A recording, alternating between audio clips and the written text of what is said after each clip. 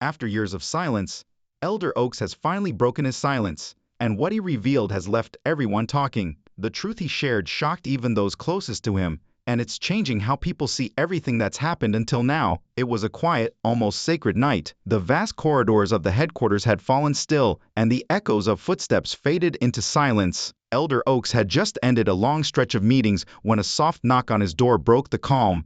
A message followed. President Nelson would like to see you. Without hesitation, he gathered his notes, his heart stirred by an unspoken sense that this meeting would be unlike any other. As he made his way upstairs, the air felt heavier, the moment more personal. Inside the dimly lit study, a single lamp cast a warm glow across the room. President Nelson sat quietly beside it, a gray blanket draped gently over his shoulders. His face carried both peace and weariness, the look of a man who had given everything, yet still had something important left to say. President Nelson looked up, a faint smile touching his lips, as he gestured for Elder Oaks to come closer. The room was still. Only the rhythmic ticking of the clock echoed through the silence. For a long moment, neither man spoke. Then, with a soft breath, President Nelson finally began. "My dear friend," he whispered, his voice carrying the gravity of years shared in faith and service. "We've walked a long road together, haven't we?" Elder Oaks nodded, his eyes reflecting both reverence and sorrow. Nelson's tone grew gentler, yet deeper. "There comes a point when plans fade, and only purpose remains. When our true legacy isn't written in books or titles, but in the lives we've touched." He leaned forward, resting a trembling hand on Elder Oaks's arm. "Remember this," he said,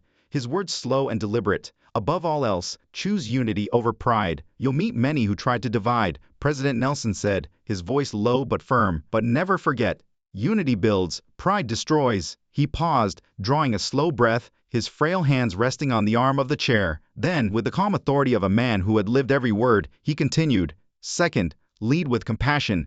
People may forget what you say, but they will never forget how you made them feel." A faint smile curved across his face as his eyes grew softer. "And third," he whispered, "be brave enough to stand alone when truth demands it. Courage isn't about fighting back, it's about standing still when everyone else walks away." The room fell utterly silent. Elder Oaks could feel the weight of eternity pressing between them. These weren't just lessons, they were parting words. President Nelson's final message to the one who would carry the torch forward. For a moment, Nelson closed his eyes, as if offering a quiet prayer, the light around him almost sacred. When President Nelson opened his eyes again, there was peace in them, the kind of peace that comes only when a man has finished his work. "I trust you, my brother," he whispered, his voice barely above a breath. "The work must go on, and you will carry it well." Elder Oaks felt his throat tighten. Words wouldn't come. All he could manage was a trembling, "Thank you, President." But Nelson simply smiled, a warm, knowing smile. "Don't thank me," he said softly. "Thank the Lord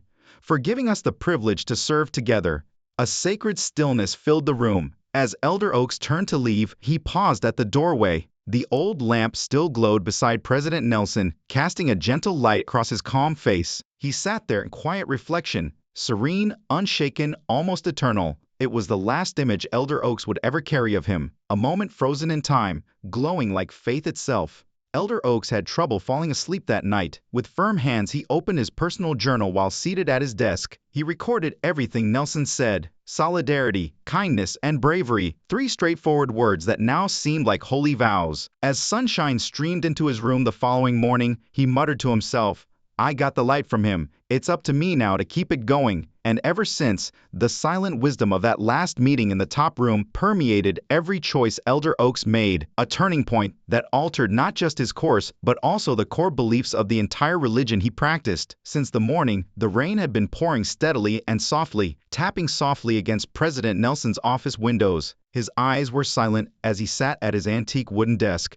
There was a slight scent of on the front throughout the room. For Elder Dalen H. Oaks's personal use, he composed elegant letters. Then he set it in the drawer of his desk. Before whispering, he gave it one more glance. He will understand its meaning. Days went by. The letter was never brought up again by President Nelson. His health gradually declined as he grew weaker, yet his spirit persisted till the very end, and the workplace remained intact, retaining the serene quiet he had left behind when he eventually passed away. Elder Oaks was in the same room a week later. As he pulled out Nelson's old notes from the desk drawer, the air was thick with memories. The sealed envelope caught his attention. His hands went cold. There was no mistaking the handwriting, holding it as though it were made of glass. He picked it up slowly, His eyes welled up with emotions as he opened it and started reading. Nelson's voice was warm and compassionate in every syllable. "Remember the mountain?" he asked, but he stopped as he got to the line. A beat skipped through his chest. He was fully aware of its meaning. During a leadership retreat many years ago, the two guys had scaled a small mountain. The vista at the top reminds you why you persisted, even though the weather had been bad. The path challenging, and Nelson once remarked, "Climbing is never easy." Oakes had never forgotten that event. Those words returned to me with a fresh significance as I sat by myself with that letter. Keep in mind that the mountain wasn't about the actual ascent, it was about perseverance and never giving up, no matter how difficult the road got. Carefully folding the letter, Elder Oakes tucked it inside his own journal. He closed his eyes and muttered, "I'll remember, President." I promise ever since that day he would take a moment to gaze at the closest mountain, lofty and silent whenever he faced difficulties or had to make a difficult decision. And every time the same soft voice, that of his longtime friend, reminds him to never give up, to remain modest, and to keep climbing. Elder Oakes awoke abruptly while it was still dark outside. There was a silence in the room, a silence that seems almost holy. He was momentarily unaware of what had roused him. He sat up slowly as the clock on his bedside table read 4:12 a.m., and he felt a weird peace in his chest as though someone had been talking gently close by. He gazed toward the window and massaged his eyes. The horizon was just starting to be touched by the first dim line of dawn. The air in the room seemed to suddenly become calmer, lighter, and almost shining, and there was President Nelson, seated in a plain chair by the window. Elder Oakes froze, speechless and immobile. Nelson appeared younger, more radiant, and nearly radiant in the low light. He wore a white outfit, had a serene face and compassionate eyes. The room was filled with profound tranquility rather than terror. Elder Oakes murmured, "President, is that you?" Nelson nodded, still grinning, and continued, "You're awake early, my friend." "Yes, but not as you last saw me." Neither said anything for a while. It seemed as though time had stopped and the outer world was motionless. Then, in a calm, clear, and lively voice, Nelson stated, "I came because there's one more thing you must know. The work is not over. It's only begun." Oak's throat constricted. He muttered, "I'm not sure if I can do this without you." Nelson gave a headshake. He said, "You never did it with me. With him, you succeeded. We frequently forget that secret." He turned to face the window and grinned once more. "Even though you will have difficult days, keep in mind that every sunrise proves that darkness is temporary." Outside, the light grew brighter. For a brief minute, it appeared as though the room itself was glowing a gentle gold. As Nelson stood slowly, Elder Oakes wanted to ask questions, but he put a hand on Oakes' shoulder and whispered, "Be strong, my friend. Lead with love, not fear. Speak to hearts, not to crowds. And when you feel alone, know that you are never truly alone." But the room became brighter before he could. Nelson vanished out of thin air. Once more, the chair was vacant. The silence reigned. Uncertain whether he had dreamed at all, Oakes sat there with shaking hands. However, the calm he experienced was genuine, profound, and unwavering. His phone buzzed softly on the nightstand as he muttered to himself, "The work is not over. It's only begun." It came from the headquarters. His heart briefly stopped when he heard those words. Early this morning, President Nelson died away. Oakes reclined, his eyes welling with tears. He turned back to the window. Warm, brilliant, and brimming with life, the sun rose. It seemed to be a silent communication from above, a sign. Elder Oakes delivered his first speech in front of the church. That same week, his heart was full and his hands steady. His first words were straightforward but impactful when he started talking. "There is still work to be done. It's just getting started." There was something unique about that moment for everyone. Words couldn't adequately describe it. Elder Oakes was aware as he said that President Nelson will always be there. It would endure in the work, the faith, and the light of each succeeding day. That afternoon was unusually quiet in the office. The gentle sunlight streaming in through the tall windows caused dust to drift. As memories flooded his thoughts, Elder Oakes sat at President Nelson's former desk and lightly touched the wooden surface. Only a few days had passed after Nelson's death. The books, the papers, and even the subtle scent of his favorite cologne, however, still carried his presence. His serene aura permeated the entire space. The sole reason Elder Oakes had come was to arrange Nelson's personal belongings in order to get them ready for the archives. However, he discovered a tiny black gadget hidden beneath a stack of handwritten notes. When he opened the bottom drawer, the voice recorder was old. Elder Oakes was written on a tiny white label. His heart started pounding more rapidly. Unsure whether to hit play, he paused for a second. He put the recorder on the desk gently and pushed the button, but a voice inside him said, "You were meant to find this." Initially, there was a faint static noise. Then the warm, steady, and serene voice of President Nelson filled the room, saying, "My dear friend, the voice. There are some things I want to leave with you, things I couldn't say in person, but if you're listening, then my time here is over and yours is on."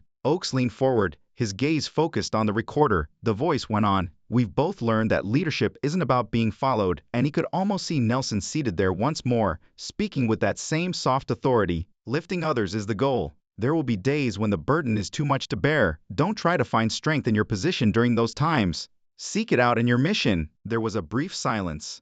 Nelson took a deep breath before continuing, and Oakes could hear it. "I've made mistakes," he said quietly. "However, I've discovered that the way to serenity is to forgive, both yourself and other people. Never hesitate to help someone who has fallen, and never be scared to own up to your mistakes. Kindness creates connections that words cannot." The voice became quieter, softer, but more passionate. "I knew the Lord had selected you for something bigger when we first met. I witnessed your bravery, integrity, and silent strength. Dalen, you'll accomplish amazing things, not for yourself, but for the people you serve." A protracted hush ensued. Oakes heard a final line, a quiet murmur that sounded almost like a prayer, just when he thought the tape was over. "It's your time now."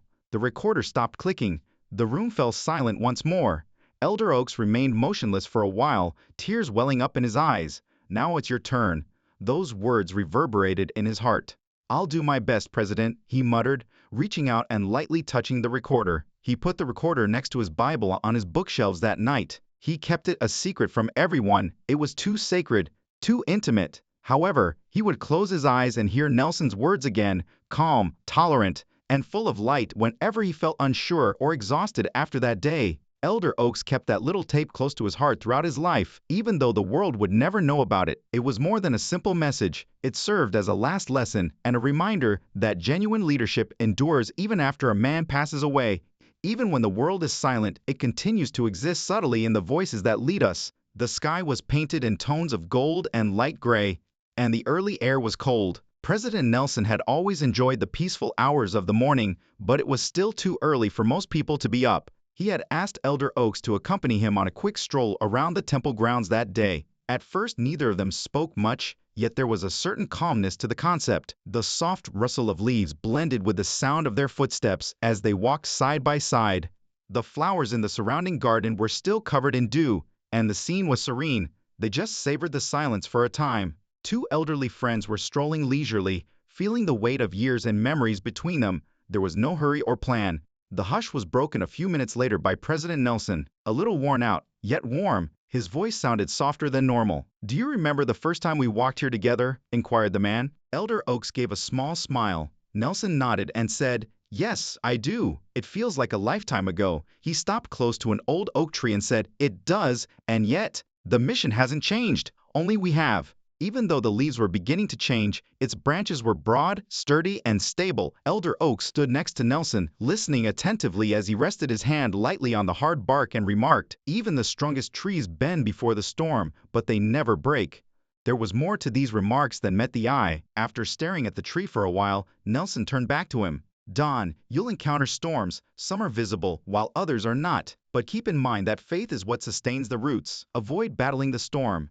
Simply maintain your position and let the wind blow by." A pause occurred. A softly chirping bird landed on one of the trees. Nelson grinned. "Here, I always felt at ease. I came to this tree when I was unsure, and it reminded me that time passes," he remarked. They continued to walk slowly, discussing small things, memories, people they had helped, and moments that had shaped their faith. Elder Oakes could sense the emotion behind every word, as if Nelson knew this would be their final walk together. The thought filled him with deep gratitude and sadness. "You've been a true brother to me," Nelson said, turning to face him as they finally came to the end of the road. "When I'm gone, promise me one thing," he continued, his eyes serene and full of quiet power. "Continue to walk." Elder Oakes felt a knot in his throat and replied, "I promise." And Nelson nodded with a slight smile. "Don't let the work stop here."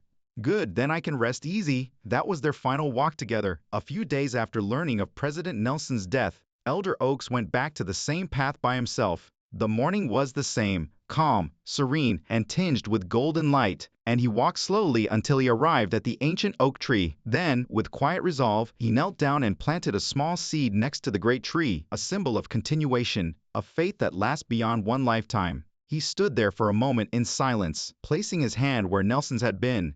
Even the strongest trees bend before the storm, he whispered, but they never break. Elder Oaks visited that tree frequently after that day, each time finding new courage in its roots and new strength in its shade, which reminded him of his mentor, his friend, and the vow he made to continue walking no matter how strong the storm got.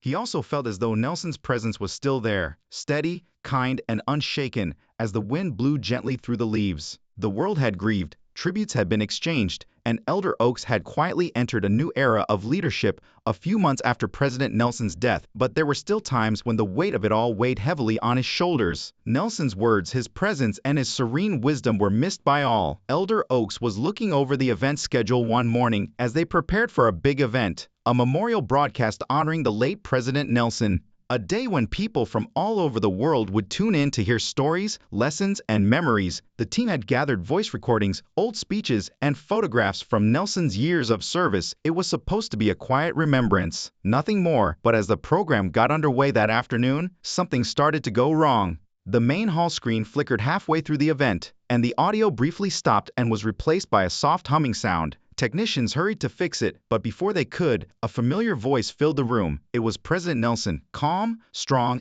and unmistakable. The room fell silent at once, and his voice, which had been recorded years earlier, came through the speakers with clarity. If you are listening, I am no longer among you, but I want to speak not as a leader, not as a name, but as a brother in faith. Keep in mind that our mission was never about power. Nelson's voice went on. I have seen how easy it is to be respected, but how hard it is to be kind. Choose kindness. Elder Oak stood motionless, his eyes fixed on the screen, his heart thumping. I have never heard this message before. No one moved. I have seen how easy it is to be respected, but how hard it is to be kind. It will outlast your name. His voice filled the hall for a moment, and then the recording abruptly stopped, leaving the audience in a state of shock for a few seconds before they realized what had happened. The technicians appeared perplexed, and one of them walked up to Elder Oaks and whispered, "Sir, this wasn't in the program. Leave it." Elder Oaks responded with a faint smile without responding, "Because we don't even have that file in the system." No one could explain how that recording had played or where it came from, and the remainder of the gathering proceeded in silence, with people speaking slower and softer, as though they were carrying something sacred in their hearts. The message was still reverberating later that evening as Elder Oak sat by himself in his office, but it didn't matter, because to everyone in that room, it seemed as though President Nelson had spoken to them one final time, just when they needed it most.